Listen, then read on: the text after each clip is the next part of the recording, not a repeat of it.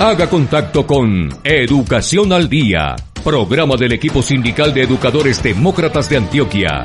Llame al celular 310-442-4775 o al teléfono 260-8257 y escríbanos al correo omararango@une.net.co. Somos comunicación, lucha y servicio. Amables oyentes de Educación al Día, muy buenas noches. Bienvenidos a este espacio radial del equipo sindical de educadores demócratas del departamento de Antioquia. Hasta ahora saludamos a todos nuestros oyentes quienes nos sintonizan desde las 7:30 de la noche todos los días de lunes a viernes. Mi nombre es Karina Arango Carbonó y les doy la bienvenida a este espacio para la actualidad y la educación. Bienvenidos. Y queremos iniciar nuestro programa Educación al Día la noche de hoy y vamos a compartir con ustedes apartes del más reciente panel realizado por el equipo Tribuna Magisterial en cabeza de las ejecutivas de FECODE Victoria Avendaño y Luisa Fernanda Ospina. El tema central esta vez es la evolución del COVID-19 en el país. Por eso escuchemos a continuación la introducción que hace la ejecutiva Victoria Avendaño con relación a las cifras más recientes sobre los aumentos de COVID-19 en los colombianos. Escuchemos. Y hoy las noticias en el país son realmente alarmantes, abrumadoras, pero era una situación que ya la veíamos venir y que la habíamos venido anunciando desde hace mucho rato.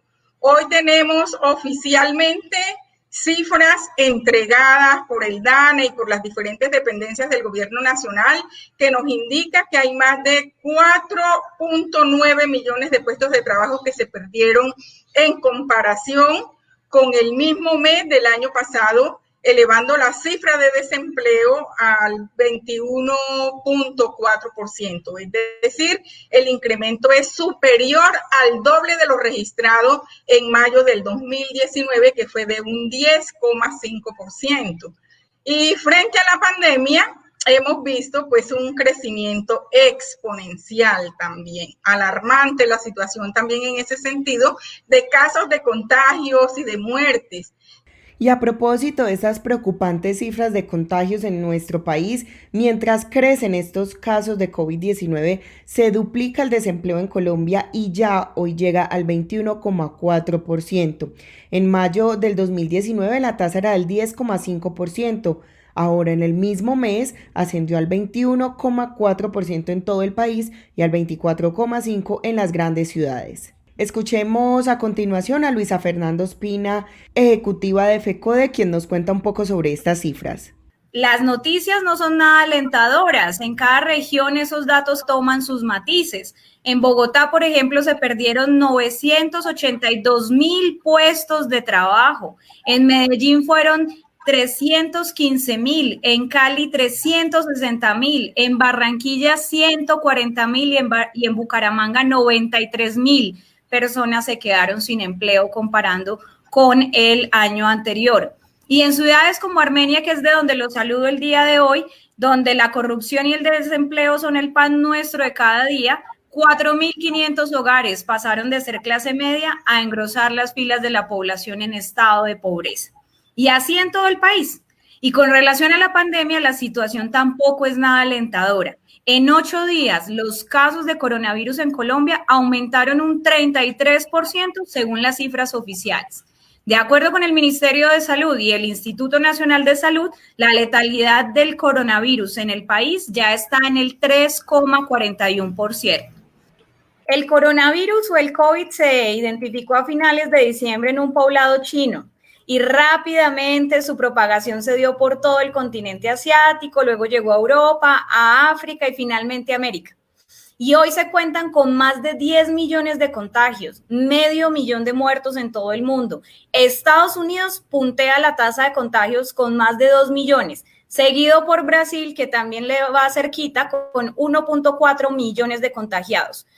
Trump y Bolsonaro coincidieron en los escasos protocolos para la contención de la pandemia y sus muertos ya les pasan factura por las equivocadas medidas que han tomado desatendiendo las voces científicas, incluida la de la OMS, que la han vetado prácticamente en Estados Unidos. En Colombia hemos visto en las últimas semanas el crecimiento muy acelerado de los casos de contagio y de los de muerte.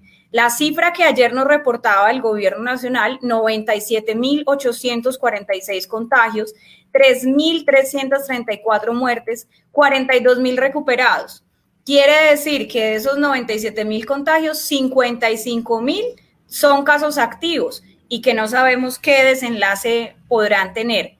A propósito del incremento de casos que se han visto de COVID aquí en nuestro país, escucharemos a continuación el análisis que hace Leonardo García Rojas. Él es presidente del Colegio Médico de Cundinamarca y Bogotá de la Federación Médica Colombiana. Él hace un análisis sobre en qué punto de la pandemia estamos, teniendo en cuenta que estamos esperando desde hace meses el pico de la pandemia y aún no llega, ni tampoco el gobierno sigue insistiendo en aplanar la curva, sino que ya ha venido cambiando el lenguaje a medida que pasan los días. Escuchemos a continuación el siguiente análisis. Lo importante de entender es que en esta etapa el crecimiento de casos ha sido muy significativo. Se hace un análisis por día y el crecimiento en este momento en Colombia está en el 4.7% de casos diarios.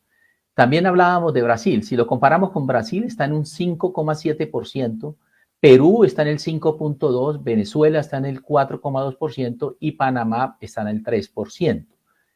Si lo miramos con ciudades, que también es importante para mirar la situación en qué momento estamos en Colombia, tenemos casos como en ciudades o departamentos, un caso como Atlántico. Atlántico tiene un crecimiento del 7.8% de casos diarios, Bolívar tiene un 6.7%, Valle tiene el 4%, Bogotá como ciudad y como distrito capital tiene 4.2% y Antioquia está en el 3.6%. ¿Qué quiere decir esto? Es decir, que nosotros estamos en un momento de ascenso de la curva. Es decir, es bien definido, no hay ninguna duda en este momento. Y también lo podemos mirar desde la parte de los muertos. Usted lo decía muy bien, en este momento en Colombia tenemos ya 3.334 muertos. Hemos pasado de un número que era normal de 20, 40 muertos, a estar por encima de 100, 110, 140, 160 casos diarios. Es decir, hay un claro ascenso de la curva en este momento. Esa es la situación real de la pandemia, tanto a nivel del país como en las ciudades. Pero también la Organización Mundial de la Salud ha sido muy clara también en la información y nos dice que el pico de la pandemia a nivel mundial se está concentrando, es decir, su foco principal en este momento es las Américas y especialmente Sudamérica. Todos somos gente cuidando gente. A través de los canales de servicio de Nueva EPS puedes evitar salir de casa y reducir el riesgo de contagio. Descarga la aplicación para móviles, utiliza el chat en línea, portal transaccional o línea nacional. Gente cuidando gente. Vigilado Supersalud. Ya voy a encender la energía. Hay como mucha gente. ¿Qué es todo ese ruido? ¿Qué estará pasando por acá? Listo, Lucho. Ya está conectada y con energía. Es decir que mi destino es ese, terminar en este aparato. ¿Para qué servirá? Lucho, ya con esta nueva voladora y taladro, los acabados de la obra quedarán de lujo. Pero si hasta vibro y me genera cosquillas. Mi destino entonces es acompañarte en casa y en el trabajo. Para disfrutar de la energía en el lugar donde te encuentras, se necesitan 23 centrales hidroeléctricas, una térmica, cerca de 95.000 kilómetros de redes de transmisión y distribución y contar contigo. Con tu compromiso, unimos esfuerzos para seguir adelante. EPM, por ti estamos ahí. Haga contacto con Educación al Día, programa del equipo sindical de educadores demócratas de Antioquia. Llame al celular 310-442-4775 o al teléfono 260-8257 y escríbanos al correo omararango@une.net.co. Somos comunicación, lucha y servicio. Y estamos de regreso aquí en nuestro programa Educación al Día. Hemos estado compartiendo con ustedes apartes del último panel realizado por el equipo Tribuna Magisterial encabezado por Victoria Avendaño y también Luisa Fernanda Ospina. A medida que aumentan los casos de COVID en el país, el sistema de salud también comienza a ser impactado por esta situación de salud pública que se vive. Escuchemos a continuación a Victoria Bendaño, quien hace no solamente el análisis del sistema de salud, cómo funciona en tiempos de pandemia, sino también cómo está Colombia con relación a otros países del mundo y sobre todo de América Latina, con relación al número de contagios de COVID-19. Efectivamente, hoy los datos nos indican, de acuerdo a las cifras que usted nos está dando, que Colombia, o sea, el ascenso tan vertiginoso de contagios en Colombia lo coloca en el 5º lugar en América Latina. Y hablando ya de números, por ejemplo, Brasil, que tiene 1.448.753. Perú, como usted lo decía, con 288.477, Chile con 282, México con 226 y Colombia en el 5º lugar con 97.846 contagios. Supremamente grave esa situación y como usted lo dice, no hemos llegado todavía al pico máximo de la pandemia, estamos completamente en ascenso y es cuando más cuidado debemos tener. Pero bueno, ya Luisa decía una cosa, llevamos el primer caso de coronavirus en Colombia, se dio a conocer el 6 de marzo. Ese día nos dijeron que teníamos el primer caso. O sea, ya vamos a tener nosotros 4 meses de haber iniciado ese proceso de contagio en nuestro país desde que se conoció ese primer caso. Sectores como el educativo, que son los que llevamos mayor tiempo en confinamiento, y la razón de ser de la cuarentena se supone que es evitar que todo el mundo se contagie de manera simultánea, es para poder detener ese proceso de contagio y se fortalece la atención, pues supuestamente para fortalecer en medio de ese confinamiento la red de atención médica, las clínicas, los hospitales, finalizando pues en abril y todas en mayo y lo que llevamos de junio y julio, todo eso se ha advertido realmente que aquí hay una deuda enorme con la red pública que ha costado en este momento muertes de personas que están trabajando en esa primera línea de contención del virus. Hoy la red pública hospitalaria del país se dice que supera los 5,4 billones de pesos de la deuda que se tiene precisamente para cubrir esta situación que se necesita para poder resolver la atención. Aquí tenemos nosotros que las EPS, las entidades territoriales, las administradoras de riesgos laborales y las compañías de seguro, los que administran SOAT y todas esas cosas que hacen parte del capital financiero, el gobierno le ha venido entregando a ellos recursos supremamente importantes antes de entregárselo al sector de la salud de manera directa. No les está llegando esos recursos a los hospitales, a las clínicas, sino que les está llegando es a esos sectores de intermediarios que hacen parte del capital financiero. Y el temor más grande que enfrenta nuestro país es que el sistema de salud colapse debido al aumento de los casos de COVID-19. Ya en algunas ciudades del país se nota la ausencia de camas disponibles en UCI debido a la alta ocupación por pacientes que están padeciendo esta enfermedad. Por eso escuchemos a continuación el análisis que hace la directiva seccional ANEC Cundinamarca, Beatriz Carvalho, quien hace un sondeo sobre el sistema de salud en el país y cómo enfrenta la pandemia. Yo creo que para nadie es un secreto la situación del sistema de salud. Y hablo solo de salud, porque también tú mencionabas el tema de los riesgos laborales, y no toquemos pues el tema de pensiones, que sería el tema de la seguridad social integral. Pero el sistema de salud particularmente ha venido en una serie de crisis antes de la pandemia. Antes de la pandemia, la más grande EPS que ha heredado a muchas empresas, realmente se encontraba intervenida. O sea que realmente el sistema tenía una crisis tú lo has mencionado también, una crisis financiera, deudas que tienen las EPS con las IPS, y entonces muchos conflictos. Y fíjese que a partir de esas situaciones de supuestamente crisis financiera, se justifica de alguna manera el tipo de vinculación que tienen los trabajadores de la salud, negar servicios de salud, poner barreras de acceso a los servicios de salud, y otro elemento que también se encontraba absolutamente débil era el tema de la salud y la seguridad en el trabajo a través de los sistemas de gestión de riesgos que debe tener toda entidad o toda empresa, y en particular para este caso el sector salud. Entonces, en ese ámbito llega la pandemia demandando grandes y costosos servicios de salud, pero además allí se ven todas las falencias frente a una pandemia, porque las instituciones no estaban preparadas.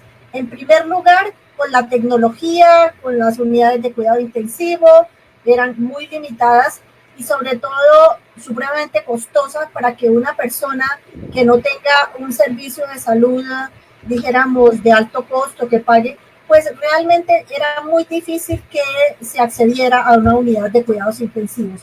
Cuando se viene la pandemia, encontramos que todo ese tipo de limitaciones, porque así como defendemos que debe haber recursos tecnológicos, de infraestructura, también debe haber recursos humanos, trabajadores de la salud, bien contratados. Entonces, ¿qué decimos? 60% de los trabajadores de la salud están vinculados por órdenes de prestación de servicios, que es una forma de vinculación que la misma Organización Internacional del Trabajo le llama el trabajo basura, porque se le niegan a la gente todos sus derechos laborales, pierde su estabilidad, y en ese momento ese 60% tiene que entrar también a afrontar el tema de la pandemia. Se ha insistido muchísimo ante el gobierno que solucione este problema, que le dé estabilidad a la gente, que le pague los salarios atrasados, que los involucren en unos protocolos de bioseguridad que debían tener desde antes de la pandemia, porque no olvidemos que el hospital es un sitio donde también se mueven no solamente el COVID, sino otra serie de patologías y enfermedades contagiosas, y los trabajadores de la salud debían estar muy protegidos. Como no lo estaban, entra el primer choque. Por eso encontramos en este momento trabajadores de la salud afectados, tenemos muertos inclusive, personas que inclusive ellos mismos tienen dificultades para que les hagan sus tratamientos, sus pruebas, y lógicamente allí, de acuerdo con el número de profesionales o de trabajadores que hay en cada disciplina, pues lógicamente el personal más afectado son las auxiliares de enfermería. Estas auxiliares de enfermería a la fecha son el mayor número de personas afectadas, le siguen los médicos y además las enfermeras. Podríamos decir que este equipo es el que está en la primera línea de atención del COVID, de la pandemia. Pero igualmente en los datos que publica el Instituto Nacional de Salud, vemos que también allí personal administrativo está infectado, personal de servicios generales, porteros, conductores de ambulancias, camilleros, o sea, una gran cantidad de personas que ayudan a prestar el servicio no de salud, sino de asistencia requerida en una entidad hospitalaria. A pesar de que en algunas ciudades ya se decretó que los niños, niñas y jóvenes no regresarán a las clases presenciales durante este año 2020, el gobierno aún insiste de múltiples maneras en que se debe retornar por medio de la alternancia. A propósito de este tema, la ejecutiva de FECODE, Luisa Fernanda Ospina, nos cuenta cómo ve FECODE, con qué ojos ve FECODE estas propuestas del gobierno. Escuchemos. Los niños y los jóvenes no están con altos contagios precisamente porque han sido los primeros y los que más tiempo llevan en confinamiento. Es decir, el confinamiento salva vidas y las estadísticas así no lo demuestran porque ha sido la medida que a nivel mundial se ha demostrado como la más efectiva para garantizar la salud y la vida.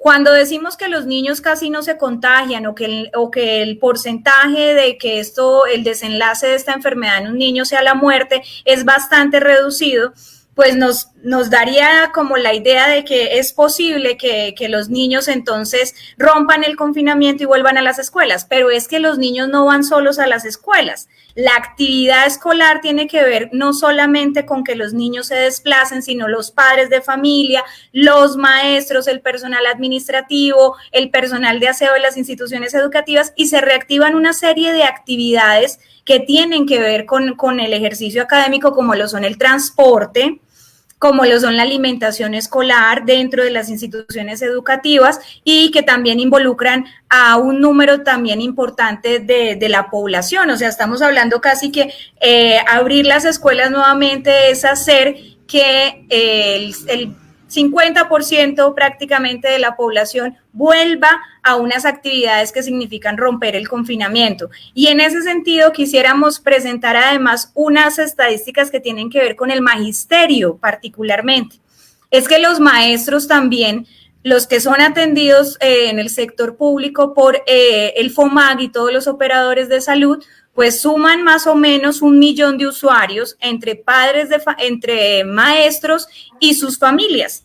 Entonces, 1 millón de usuarios que ha estado también relativamente protegido. De esos son 320,000 maestros que no han tenido que salir de sus casas, que han podido quedarse cuidando de su salud y su vida, y sin embargo, hoy nos encontramos con una cifra en cada una de las regiones de 58 muertos, 58 fallecidos en todo el sector del magisterio y sus familias, y cerca de 580 casos para contagios de coronavirus. Entonces, en efecto, el confinamiento ha permitido que el magisterio esté cuidado, los jóvenes y los niños estén cuidados, pero el Ministerio de Educación insiste con la alternancia. El Ministerio de Educación insiste en que hay que retornar a la presencialidad gradualmente, le ha puesto todos los matices, ha dicho que los de 10º y los de 11, ha dicho que en los colegios donde se pueda, en fin. Desde FECODE y desde las comunidades educativas hemos dicho no rotundo a la alternancia, y aquí desde Arauca nos reportan que hoy también la Asamblea Departamental de Arauca le ha dicho no a la alternancia, es decir, las voces importantes de los departamentos también han hablado, hay secretarios de educación que se han sumado y han dicho por este año no va la alternancia, pero el Ministerio de Educación sigue insistiendo. Cada vez que tiene la posibilidad de hacer su intervención ante los medios de comunicación, señala que es conveniente volver a las aulas en el crecimiento de la pandemia. Todos somos gente cuidando gente. A través de los canales de servicio de Nueva EPS puedes evitar salir de casa y reducir el riesgo de contagio. Descarga la aplicación para móviles, utiliza el chat en línea, portal transaccional o línea nacional. Gente cuidando gente. Vigilado Supersalud. Ya voy a encender la energía. Hay como mucha gente. ¿Qué es todo ese ruido? ¿Qué estará pasando por acá? Listo, Lucho, ya está conectada y con energía. Es decir que mi destino es ese, terminar en este aparato. ¿Para qué servirá?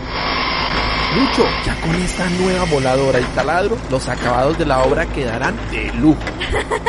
Pero si hasta vibro y me genera cosquillas. Mi destino entonces es acompañarte en casa y en el trabajo. Para disfrutar de la energía en el lugar donde te encuentras, se necesitan 23 centrales hidroeléctricas, una térmica, cerca de 95,000 kilómetros de redes de transmisión y distribución, y contar contigo. Con tu compromiso, unimos esfuerzos para seguir adelante. EPM, por ti estamos ahí. Haga contacto con Educación al Día, programa del equipo sindical de educadores demócratas de Antioquia. Llame al celular 310-442-4775 o al teléfono 260-8257 y escríbanos al correo omararango@une.net.co. Somos comunicación. lucha y servicio.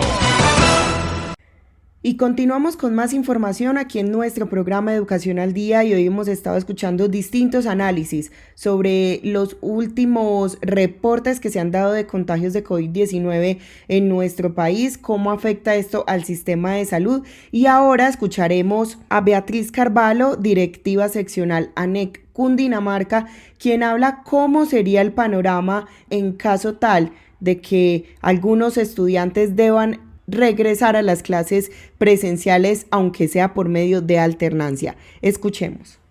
Eso todo está relacionado especialmente con la situación actual del tema de salud. Yo insisto en que por lo que no conocemos el comportamiento en ciertos grupos de edad, porque han estado confinados, pero realmente al volver a la educación, nosotros sabemos que, inclusive yo lo leo en los comunicados que saca FECODE, el confinamiento en los colegios, en las escuelas, donde se ponen muchísimas personas para un solo profesor. Es decir, todo eso estaría afectando, así como afecta el sistema educativo, esto lógicamente repercutiría en el sistema de salud. ¿Por qué? Porque hoy veía una invitación que están haciendo aquí en Bogotá a que necesitan médicos, enfermeras, o sea, ya la capacidad que tiene nuestro sistema de salud prácticamente está sobrepasando. Y entonces, ¿qué pasa? ¿Dónde está el personal de salud que también se enferma, que también se ha contagiado, y que realmente no hay salidas también? ¿Quién va a reemplazar esas personas? Y también mencionaba algo Leonardo, y es que así como en el sector educativo hay personas también próximas a pensionarse, en el sistema de salud también hay muchas personas que por necesidades económicas se contratan en 2, 3 puestos, y que además también la mayoría son personas, de estas personas, inclusive son personas próximas a pensionarse. Entonces, no veo que este sistema de reapertura en nada le va a beneficiar, ni va a favorecer, ni va a proteger el sistema de salud. Por el contrario, será, en caso de que estén estos contagios, una carga más. Me parece que el hecho de que no haya como una especie de coordinación entre los gobiernos municipales, departamentales, el gobierno nacional, porque pareciera que cada uno tiene sus propios intereses, y entonces al gobierno nacional le interesa abrir, porque allí también está el sector educativo privado, que también quiere pues reactivar su negocio de la educación, porque es que allí también es un gran negocio ese sistema. Y entonces, inclusive he visto varios movimientos que hay en este momento de estudiantes pidiendo que no se les cobre matrícula durante este año, porque realmente no se tiene cómo mucha gente pagar estas matrículas. Aquí ustedes mencionaban el tema del desempleo, la cantidad de trabajadores que han sido liquidados, y muchos del sector salud también. Entonces, me parece no favorecería Y recientemente se llevó a cabo la Junta Nacional de FECODE, en la que fueron discutidos algunos aspectos, entre ellos el regreso a clases por medio de la alternancia que está proponiendo el gobierno nacional. A propósito de este tema, el secretario general de FECODE, Luis Edgardo Salazar, hace un interesante análisis sobre este panorama que hoy enfrentan algunas ciudades que aún no se han definido por el no regreso a las clases presenciales durante lo que queda de este año 2020. Escuchemos. Hoy el Estado parece que todo lo quiere resolver a través de la individualización. Los asuntos de pandemia son fácilmente demostrables, son asuntos que se deben atender, son asuntos de Estado, y asuntos que se deben atender como asuntos de emergencia en salud pública.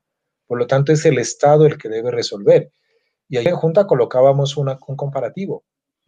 Listo, se vendió la idea del día sin IVA. Y el día sin IVA fue el día espectacular del mundo para que todos compraran su televisor, sus equipos de gama alta, sus celulares, para poner las grandes superficies y las grandes empresas a disposición del bolsillo de los colombianos. Pero el gobierno hoy dice, si se contagiaron los colombianos, no es problema del Estado, es problema del individuo. Zafa su responsabilidad. Van a hacer el llamamiento y lo están insistiendo, y por eso llamamos la atención. Están ordenando aplicar encuestas en los departamentos. No, nosotros no tenemos por qué aplicar las encuestas. Que caracterice el gobierno, como lo ha dicho Marta, a través de sus secretarías de salud, que revise con los profesionales de salud que el área hagan las visitas que crean convenientes, definan cómo viven los estudiantes, con quién viven, si los familiares tienen comorbilidades, si viven con una población X o Y, cómo son esos núcleos de nuestros estudiantes hoy. Pero entonces quiere dictar, afianzar y caprichosamente ordenar al retorno a la presencialidad en las clases. Y eso luego más adelante dirá, no, nosotros dijimos, solamente sacamos la directiva, pero en la directiva solamente trazamos lineamientos, y eso es cierto, pero dijimos que los protocolos los implementen las entidades territoriales certificadas y que los protocolos los implementen con sus secretarías de salud. Nosotros solamente hicimos la orden, pero si se contagian, es problema de sus estudiantes y es problema de sus profesores. No tienen en cuenta el desplazamiento y la movilidad, la dificultad de transporte. Las condiciones de bioseguridad son precarias. Muchas de las instituciones físicas ya perdieron su vida útil porque tienen tantos y tantos años de estar al servicio de la educación pública. Aquí, compañeras y compañeros, cobra vida la lucha de FECODE, el punto número 1. El Sistema General de Participación es una reforma constitucional. Desde el año 2001, inmisericordiamente le arrancaron la plata pública a la educación, a la salud, al agua potable y al saneamiento básico. ¿Cómo hace falta esa plata hoy para atender la red hospitalaria pública y para atender los requerimientos de la educación? Miren, debo aquí señalar, nosotros el 8 de mayo como FECODE radicamos una petición general de 12 puntos, contenida en 12 puntos al Ministerio de Educación. Sí, nos dieron respuesta en un documento de 48 hojas. Y cuando le decíamos al Ministerio y al Gobierno, necesitamos declarar la conectividad, la universalización de la conectividad, y que el derecho a Internet sea un derecho de todos los colombianos, porque hay una nueva brecha, la brecha tecnológica. Los sectores rurales no tienen esta conectividad. Los barrios periféricos, las comunas, las localidades, en los mismos centros de las ciudades no hay una conectividad estable. ¿Para qué? Pues poder. ¿Y sabe qué responde el gobierno? Sí, tenemos preocupación. Hay 80,000 objetos virtuales del aprendizaje. Sí, podrá haber. Hay tantas plataformas, hay tantas aplicaciones, pero hay que preguntarle cuántas han construido durante la pandemia. Todas son hechas antes de la pandemia. La fórmula de computadores para educar, con la obsolescencia de esos equipos. Y hoy entonces nos responde, sí, pero eso lo va a resolver cada entidad territorial. Escuchen, compañeras y compañeros, cada municipio y cada departamento en los recursos que puedan situar en los planes de desarrollo. Y renglón seguido dice, sí, nos preocupa atender la conectividad en el sector rural, pero lo tenemos pensado resolverlo al año 2030. ¿Se dan cuenta entonces la irresponsabilidad con que están manejando la educación que ellos han llamado virtual? Que es otra discusión. Esto no es una educación virtual, es una educación teleasistida, un radioaprendizaje, un teleaprendizaje distante de los requerimientos, de los procesos adaptativos de los aprendizajes de una educación autorregulada y autodisciplinada. Si esta educación no se regula, va a terminar siendo altamente selectiva y altamente discriminatoria. Y es compleja la situación de los maestros colombianos, quienes hoy debieron reinventarse y deben utilizar distintas maneras de pedagogía para poder llegar a cada uno de sus estudiantes, en la mayoría de ocasiones sin recursos, que por cierto deben ser proporcionados por el mismo gobierno nacional para no afectar el desempeño de los mismos. Por esto, la segunda vicepresidenta de FECODE, Marta Alfonso, también hace un importante análisis, no solamente sobre este tema, sino otras situaciones complejas que vive el magisterio colombiano en la actualidad, como lo es la evaluación de desempeño. Así que escuchemos. Yo voy a hablar sobre todo ahorita del proceso de evaluación de desempeño, pero creo que podemos hablar un poquito como de las apuestas que debemos de mover ahorita de la educación, o sea, dando uso a algo que privilegiar unos contenidos para nosotros también es un enfoque de lo que nosotros hoy debemos como de repensarnos. ¿Por qué es? Porque nosotros hacemos un llamado, y lo hemos dicho desde el principio, a que los consejos directivos, los consejos académicos, sobre todo el gobierno escolar, utilice los medios que se requieran, pues obviamente virtuales, para que se haga el replanteamiento del año escolar. Porque si no se hace entonces ¿a qué se enfrentan los compañeros y las compañeras, tanto todos, 1278 y 2277, a tratar de cumplir unos contenidos? Nosotros teníamos entidades territoriales que dijeron unan religión y ética y usted repártese así, pero el resto dejaron igual y los maestros están corriendo para tratar de cubrir el programa en una situación que no es normal, no es la que nosotros teníamos, e incluso aprendiendo a manejar otras metodologías y otras formas que no están estipuladas en ningún plan de estudio. No podemos reformar todo el plan de estudio, pero sí se puede hacer un acta donde se acuerden y se privilegien estos contenidos, y yo creo que si no se ha hecho es el momento de pararlo. La segunda es acordar lo de la evaluación con los estudiantes, dónde se va a centrar, porque ahorita a nosotros ¿qué nos interesa? Tener una relación con nuestros niños, niñas y jóvenes que nos permitan no solo mantenernos en la escuela, sino mantenernos en contacto con ellos, mantenernos en algún tipo de actividad. La deserción es bastante alta, producto de toda esta situación, de la imposibilidad de ellos desarrollar sus actividades de comunicación, familias que están en la condición más terrible económicamente, familias que hoy no tienen cómo conseguir la comida. Por eso FECODE insiste tanto y se une a la lucha por renta básica ya. Esto lo dejo aquí para decirles que es una población que necesita que nosotros hagamos los ajustes y que nos necesita. Nosotros los maestros no podemos hacer intervenciones psicológicas si vemos poblaciones en riesgo, tenemos que informarlas, pero yo no sé si los colegios ya organizaron todos las rutas en medio de esta situación, que es una exigencia que hace FECODE frente a la protección de los niños y niñas y los entornos escolares y frente al maltrato familiar. Entonces, si esas cosas están acordadas en el colegio y en la institución, pueden los maestros desarrollar otras actividades. Repito, yo no puedo hacer asistencia psicológica, pero sí puedo identificar algunos problemas y buscar un apoyo no solo con los docentes orientadores, sino con las autoridades para proteger a nuestros niños y niñas. Eso es una cuestión que es importante. ¿Para qué? Para que nos sentemos a revisar los protocolos de evaluación de desempeño. Lo primero que quiero decir de los protocolos de evaluación de desempeño es que son los mismos que nos ha tocado llenar desde el año 2007, que fuimos los primeros que nos evaluaron el desempeño. Los nuevos protocolos fueron derogados. Ninguna secretaría puede mandar una rúbrica llena y decir, es que son estos y tiene que evaluarse así, como está pasando en algunos municipios, ya sea porque el secretario de Educación o en la secretaría un funcionario decidió, o ya sea porque un rector dijo, no, es que lo que es eso. El anexo 5 de lo que ha sacado el gobierno de esta directiva ministerial, pienso que ahí da genéricamente, dice, los acuerdos se hicieron a principio de año, solamente se deben ajustar. Entonces, se supone que a principio de año todos los maestros y maestras del 1278 se reunieron y llenaron ese anexo 5 y dijeron, esto es lo que vamos a trabajar.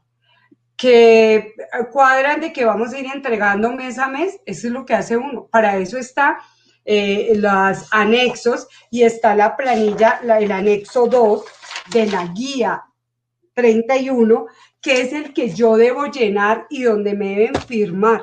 Eso no se ha cambiado. Que el gobierno abrió una plataforma para subir evidencias, eso le debe corresponder a las directivas. Porque yo lo que hago es entregar mis evidencias, yo no tengo por qué estar rellenando plataformas, eso le corresponde a las directivas. Yo lleno, pues en un formato Excel, mi anexo 5 lo entrego y después hago el siguiente en el anexo 2. En eso estamos, eso no ha cambiado, y no ha cambiado porque el año pasado dimos una pelea y se derogaron los protocolos, los nuevos protocolos, y se derogaron precisamente porque nosotros ni fueron concertados ni daban una salida frente a un problema que hay de sobrecarga laboral.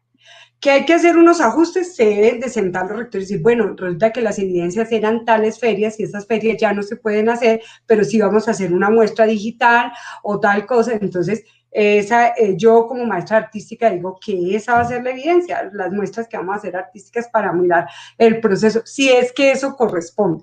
Y son cuestiones que tienen que ver con las funciones docentes dentro de nuestra jornada, nada que esté por fuera, y eso está planteado en la guía 31. Yo le voy a pedir a los compañeros de verdad que den esa lectura. No está bien que hoy estén diciendo voy a entrar a la clase. Aquí voy a hacer una aclaración y le robo un segundito al compañero de esto, y es, mire, resulta que ¿quién está poniendo internet? ¿Quién está poniendo el computador? ¿Quién está poniendo las condiciones físicas hoy? No, listo, no podemos ir a escuela y se supone que la mayoría o muchos gastaban o no en transporte, lo pueden invertir, etcétera. Pero eso no es teletrabajo.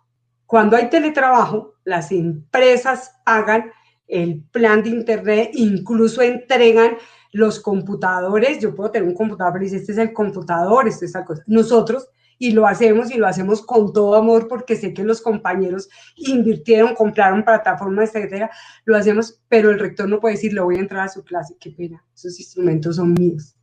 No son los del colegio, no es la plataforma del colegio, no es internet del colegio, no puede entrar a mi clase. Que yo quiero hacemos un acuerdo para evidenciar el proceso, lo podemos hacer con o sin evaluación, porque hicimos un acuerdo que íbamos a hacer una exposición de sabedores. Listo, lo podemos hacer, o de algún proyecto, pero lo que no puede el rector es decir, no está al día, entra su coordinadora a su clase y entra al WhatsApp. El teléfono es mío, el plan es mío, es mi número privado. Yo les he llamado, y lo ha hecho Edgardo y lo ha hecho todos en el ejecutivo, de llamar pues a tratar de poner lo más que podamos para que se dé la educación, pero lo que no pueden ellos es imponernos eso. Entonces, los acuerdos de la evaluación de desempeño se hacen sobre los acuerdos de principio de año, ajustándolos para bajar la sobrecarga laboral. Y tengan una cosa clara, compañeros, la evaluación de desempeño solo se hace a final de año. Ese cuento que cada 3 meses nos están revisando y evaluando y valorando, la misma, yo tengo aquí incluso abierto el fallo de la Corte Constitucional, lo podemos poner en la página de FECODE, donde dices una sola evaluación de desempeño, y los seguimientos es, yo le entrego a mi rector, me firmo, pero ellos son los que se encargan de hacer eso. Y aquí hay que parar esta sobrecarga laboral y este estrés que han generado sobre la evaluación de desempeño, cuando a los maestros también hay que cuidarlos y hay que acompañarlos, porque también estamos viviendo la pandemia, el encierro, con el agravante que no tenemos ARL, no hay programas de prevención ni de acompañamiento y están restringidas las citas médicas. Y de esta manera hemos llegado al final de nuestro programa Educación al Día. Les recuerdo que este es el espacio radial del equipo sindical de educadores demócratas del departamento de Antioquia. Recuerden que les habló Karina Arango Carbono. Que tengan todos una feliz noche. Haga contacto con Educación al Día, programa del equipo sindical de educadores demócratas de Antioquia. Llame al celular 310-442-4775 o al teléfono 260-8257 y escríbanos al correo omararango@une.net.co. Somos comunicación, lucha y servicio.